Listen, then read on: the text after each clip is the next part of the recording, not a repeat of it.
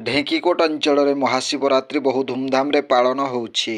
केन्दुझर जिला घटगां ब्लॉक अंतर्गत ढेंकीकोट और एहार आखपाख अंचल पवित्र महाशिवरात्रि बा जागर संपूर्ण आध्यात्मिक परिवेश रे अनुष्ठित होइछि। ढेंकीकोट विश्वनाथ महादेव मंदिर रे पूजक अद्वैत शतपथी और तांको साथी श्रीनिवास शतपथी एवं वेणुधर दास भोर 4टार मंगल आरती और षोडश उपचार पूजा परे परे सर्वसाधारण दर्शन पाई फाटक खोलिथिले। महिला युवती और शिशु बहु संख्यार मंदिर रे पहुंची जागर दीप लगाइबा सह शिवंकु जल लागी और भोग अर्पण करथिले। मध्याह्न 2 घटिका ठारू सर्वसाधारण प्रसाद सेवन व्यवस्था करा जाइथिला एवं महादीप रात्र 10 घटिका परे उठिबो बोली पूजक श्री शतपथी कहिसंती। सेहीपरि लंगलकंटी बेलेश्वर महादेव पीठरे सांसद अनंत नायकंक सपत्नी कर्ता भावे उपस्थित रही जागर यज्ञ रे सामिल होइथिले। एहा छडा टिकिरार टिकेश्वर सानमसिण बिलारे